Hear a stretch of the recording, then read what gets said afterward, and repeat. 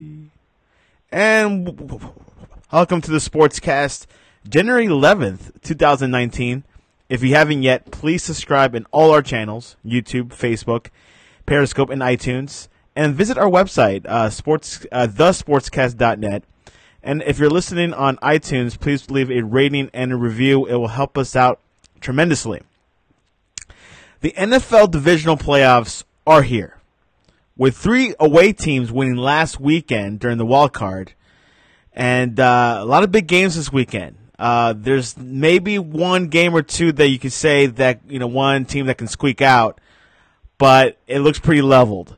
Anyways, to join us to talk to us about the playoffs is Mr. Jeff Fawver. Welcome back to the Sportscast. Thanks a lot, Santiago. I'm ready. Jeff, big weekend, big test for Kansas City. How do you see this weekend? Is it going to be a leveled weekend, you think, or do you think there's some games where you can say, I know this team's going to win? Anytime it gets into the playoffs, it's not too predictable. So I think anybody that says that there's a gimme on the schedule or an obvious win, then I think they're exaggerating. At the same time, I think what we have happen in some scenarios is that all these wild card teams that won in the first round, we might overvalue them a little bit because we saw them play more recently. And we have to keep in mind that these teams that got the 1 seed and the 2 seed, they got those positions because they're really good, and sometimes it's in every sport, but especially in the NFL, we have this flavor of the week thing. So I think that when I look at all the games, I think the most likely upset is the Cowboys beating the Rams. I think that's the most likely upset. And the reason I say that is just matchup-wise, the Rams' run defense is their biggest weakness, and Ezekiel Elliott is one of the very best running backs in the NFL. And when you look at the Cowboys, they're one of those teams that will be stubborn about running the ball. They won't go away from it. Yeah, that is one matchup I for sure saw that I think that because Dallas did beat the Rams during the season, right? Yeah, and the other thing, too, is, the Rams' offensive line's pretty good, but the Cowboys' front seven, man, that front seven is really, really good. And Jared Goff, in the games that teams have got pressure on him, he's really had some rough moments. And I'm not saying Goff isn't good or anything like that, but the Eagles game plays in my mind. The Eagles hit him early, and he really, in some ways, was the difference in that game. Turned the ball over, made some really poor decisions. He had the one play that I don't even know if they ruled it a pick six or a fumble recovery, but he was getting sacked by 2 guys and just threw the ball up for grabs. So I think the Cowboys can get enough pressure on him that he doesn't just sit back there and pick them apart.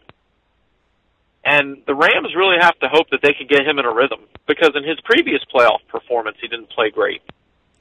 So that's really what I'll be watching. And again, I think that, I always say this, the favorites deserve to be the favorites, and it wouldn't be called an upset unless it was an upset. So I know that sounds kind of dumb, but everybody wants to pick an upset like it's a given, because we have seen a lot of upsets in the NFL, and there are upsets every year. But at the same time, the 1 or 2 seed has represented the AFC in the Super Bowl every year since I want to say 2013 or maybe even 2010. So my point is that the teams that are favored, a lot of them are going to take care of business. It's not going to be easy for the underdogs to pull the upset. You think with the Cowboys' performance against the Seattle Seahawks, able to stop Russell Wilson, do you think that will make has made him stronger to compete against the Rams? I don't want to take credit away from the Cowboys, because obviously I think they're a good team. But I didn't think the Seahawks did themselves any favors in that game, because Russell Wilson, man, he played well. He played really well. But when you run the ball on first down, what seemed like every drive, it almost felt as though the Seahawks were sabotaging themselves a little bit. Now, I do understand. You also can't drop back to pass 40 times. The Seattle offensive line isn't very good, and the Cowboys' pass rush is stellar when maybe not all the time, but when they're really tuned up and pinning their ears back, they're really, really tough. So I think the Cowboys are who they are. They have a really good defense. They have a really good running game. And Amari Cooper gives them just enough in the passing game to get by, because other than Amari, unfortunately, they really don't have a lot of, upper echelon talent in the receiving core. But I do think that's how they're going to win. They're going to win those ugly type games. So I think anytime you win a playoff game, you feel good about it, and they should feel good about beating the Seahawks. But I don't really think it changes their dynamic. I think winning or losing, they were going to go down running the ball and playing defense and just hoping that Dak could make enough plays, make a couple plays. Keep in mind that Dak, I heard he's injured. He's going to play injured this weekend. Yeah, I mean, in the playoffs, a lot of guys are playing hurt. So that's a tough one. I mean, my whole mentality with that is if you're healthy enough to be on the field, then you're healthy enough to play, right? You can't. And I get it. Maybe at some point during the game he'll make a throw and we'll say, all right, he's not right. But until that happens, you have to assume if the guy's on the field, he's capable of playing. Now to the other round, to the other match we have this weekend is the Chiefs and the Colts. Last weekend, the Colts dismantled the Texans. I mean, are we looking at a very good Colts team, or the Houston's O-line is that bad that there was no chance for them? I think it's some of both. I'll say this for the Texans. They lost Will Fuller, who was their deep threat, and the guy that kept things open for Hopkins. They lost him earlier in the year. Then they traded for Demaryius Thomas from the Broncos. He got hurt. So the Texans are out there with one of their starting receivers. And don't get me wrong, Hopkins is awesome. Well, then what happens? He hurt his shoulder and had a grade 3 AC joint injury. So they said by the end of the game he couldn't shake anyone's hands or take his own shirt off. So not to take away from the Colts, but they really, going into that game, Hopkins was really the only guy they had to be concerned with, and then he was playing very, very limited. So I think there's a lot of things at play there. I thought it was more impressive that the Colts moved the ball the way they did early in the game against the Texans' defense playing in Houston, because the Texans' defense is pretty good. But when I watched that game, it was just Deshaun Watson really did not do himself any favors because, again, all these guys are injured, so that's going to hurt you. But even with all those guys out, Watson had guys open. I mean, they schemed guys open. And I didn't think the Colts' coverage was very good throughout that game. And whether it was a mental thing where Watson just didn't trust what he was seeing, obviously the offensive line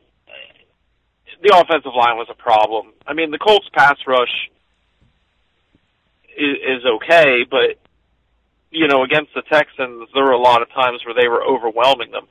And then once they hit Watson a few times, I also thought there were times where Watson had a completely clean pocket and he panicked.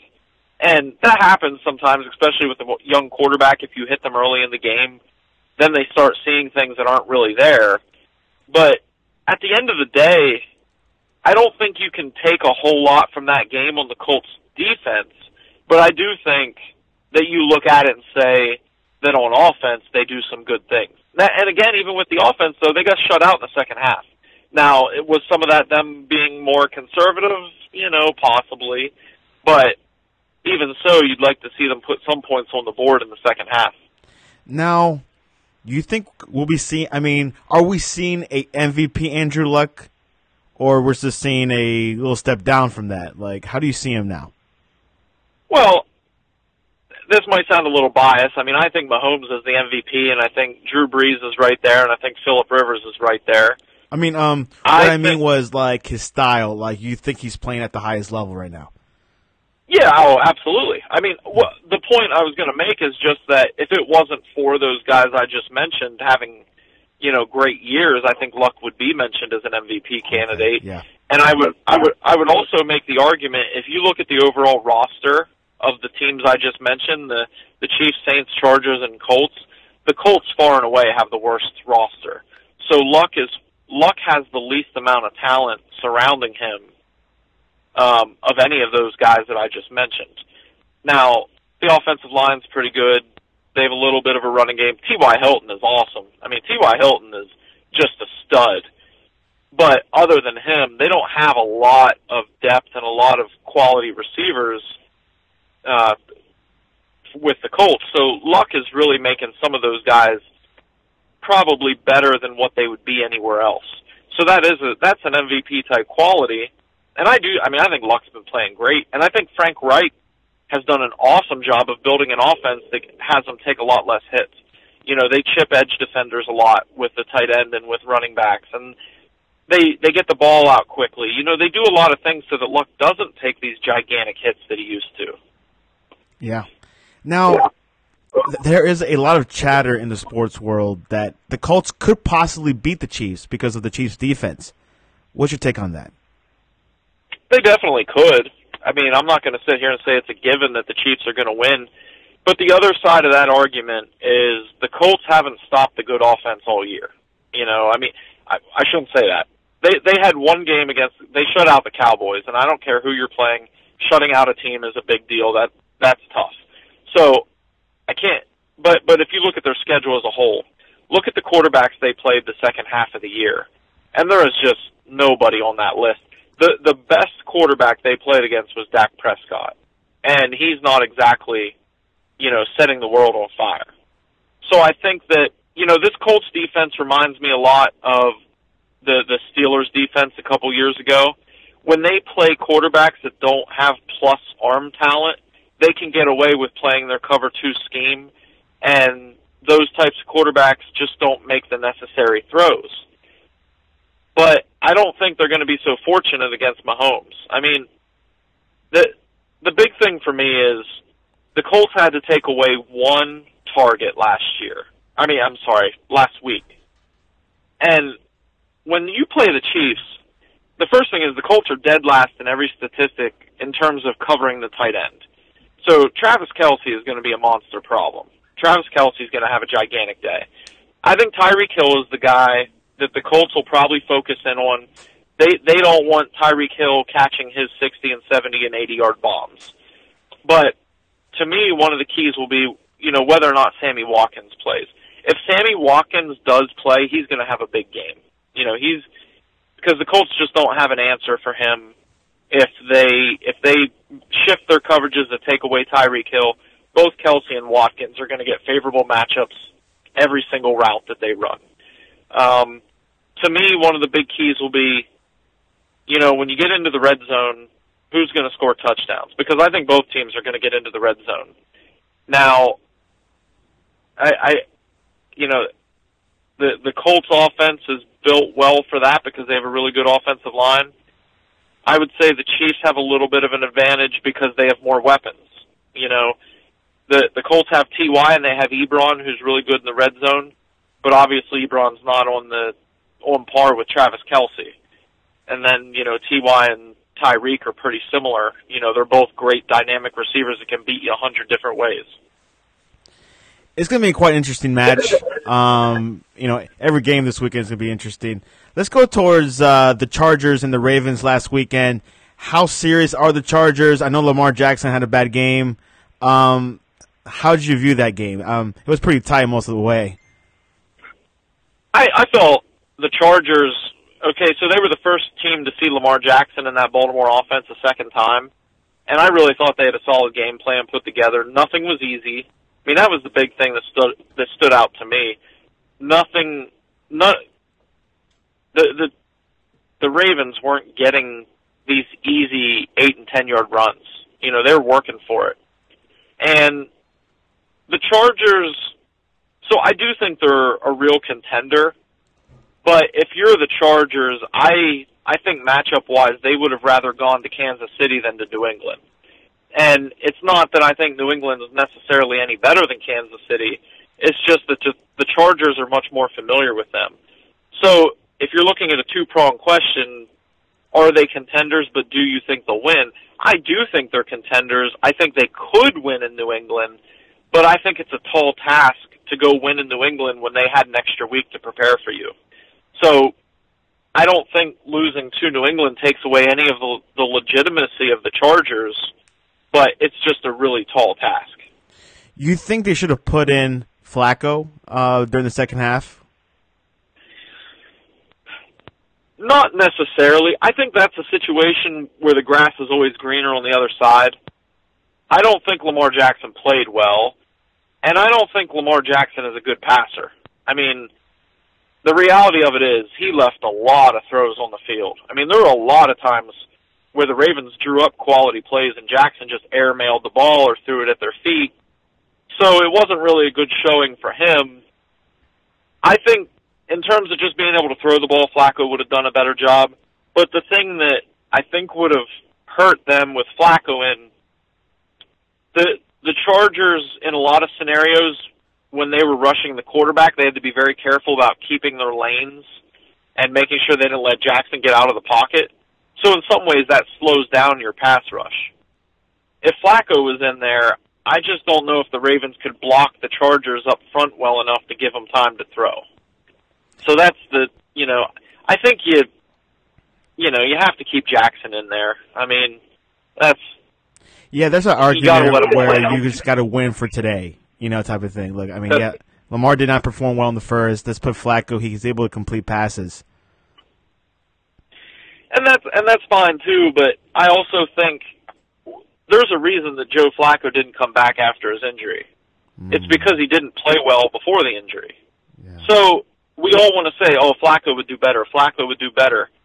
Maybe he would, and I get it. He's played well in the playoffs before, but there's no guarantee that Flacco is just going to come in and light the world on fire, because what we saw this year, the last game that he played against the Steelers was one of the worst quarterback performances I've seen all year. I mean, it wasn't worse than Blaine Gabbert, but it was bad, and maybe he was playing through the injury, I don't know. But I mean, he was really bad. So I just think it's the easy thing to say, oh, it would have to go better if Flacco was in. That might not necessarily be true. Easier said than done. And who knows, he might be dealing with injuries as well that we don't know of. For the Chargers coming into New England this weekend, they're facing a weaker Patriot team. Do you think that's the case? To some extent, yes. I don't think this is a great Patriots team, but I do think their defense this year is slightly better than last year. And the one matchup that I'm curious about is if the Chargers keep running this defense where they take all their linebackers off the field and just have a four-man front and then a bunch of safeties and corners, the Patriots will bludgeon you to death if you do that. They'll run the ball 50 times if you line up that way. And that's the underrated part of the Patriots, is that they play in a way that they can take advantage of whatever your weakness is. And I think, Tom Brady had one of the worst years of his career. And Gronkowski is beat up, and Josh Gordon's gone now. So they don't have, and Edelman, I think Edelman's looked pretty good, but I wouldn't say that he's been the best version of himself. So I don't think it's a great Patriots team, but I also think they're so smart and they're so good at taking advantage of what your weakness is. I think they're going to run the ball a lot on the Chargers. And as good as Phillip Rivers has played at the end of games, he's turned the ball over early. I want to say he's thrown an interception in 4 straight games. So if you go into Foxborough and let's say the Patriots do one of their boring 5 and 6 yards a play drives, and then they cap it off with a touchdown, and then Rivers comes out and throws an interception, do you really want to be down 10 or 14 to the Patriots to start a playoff game? So I think I think the Chargers could beat them and they can hang tough, but if I was a betting man, I'm still going with the Patriots. Yeah, Phil Rivers is one of the great quarterbacks that still haven't gone to a Super Bowl yet. So this might be his last run.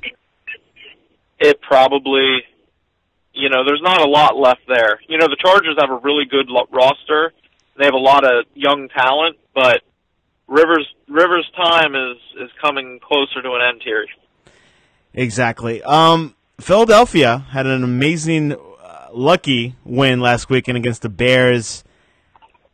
What do you see with the Eagles? Are they just got lucky, or do you think they are the real deal? I think they earned that win.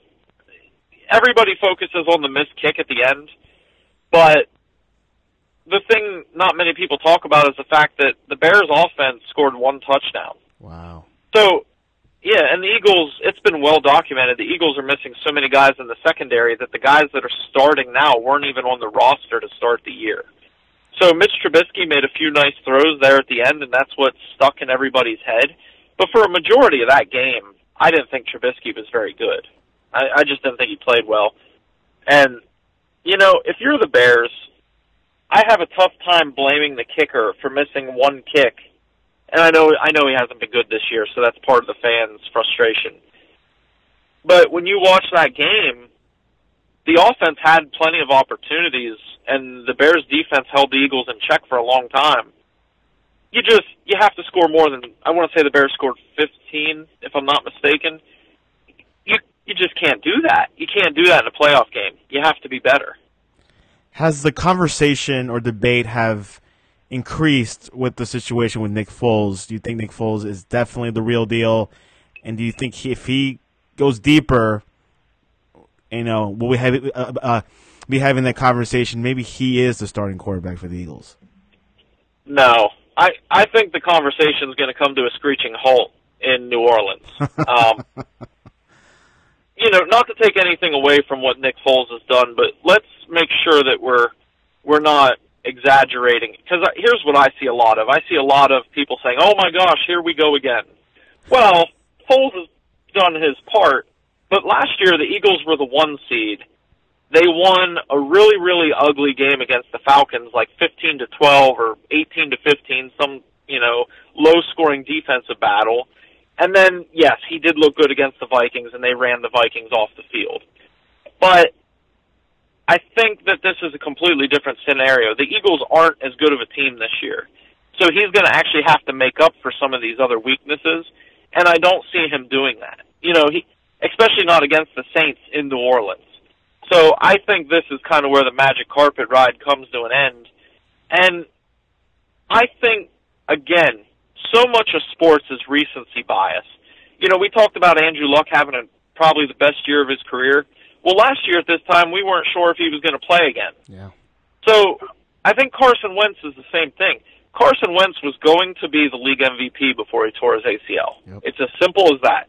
He was the best quarterback in football that year. So he's had some really bad injury luck. He had the ACL. Now he has this back injury. He didn't look right when he was playing. Let's let Carson Wentz get healthy, and then it'll come back to our memories. We'll see, oh, that's right. He's a top 5 to 10 quarterback in the NFL right now. We're going to keep him and send Foles on his way. Definitely a conversation where we'll see if Foles, does leave Philadelphia. He'll be a great free agent. For a lot of teams that need a quarterback or need a short fix, he would be a great, great solution. A couple of coaches were hired this past week. The Buccaneers hired Bruce Arians. Packers hired Matt LaFleur. Cardinals hired Cliff Kingsbury from USC. Browns hired Freddie Kitchens. Jets just hired Adam Gase, and the Broncos hired Vic Fangio. Which of these teams got the better end of the deal? Of all the teams, assuming they get a high-quality defensive coordinator, I like what the Browns did, because I thought that the most important thing in all this is to make sure that your franchise quarterback has some level of continuity. So obviously Baker and Kitchens got along well. They worked together well. Keep that in place, and then build around that. So I like what the Browns did the most. Beyond that, it's a lot of recycling. Bruce Arians, I think, is a good coach, so I like what Tampa did. If he brings Todd Bowles with him, which it sounds like it's probably going to work out that way, then I think that would be a really nice coaching staff for the Buccaneers. I think that would be a solid move. Beyond that, it's a lot of wait and see. You don't think Greg Williams would have been a good head coach for the Browns? I think I'm going to be a little bit of a hypocrite here because Baker Mayfield played well with him as the head coach. But I just think long term, if you finally have your franchise quarterback, you got to pull out all the stops to make sure you have the best fit for him. Yeah. And I just don't think Greg Williams was that guy. Yeah. Definitely. He will. He's actually in position to be the defensive coordinator for the Jets, so that is still pending. Obviously, the whole thing with the Jets have been, trying to get things together.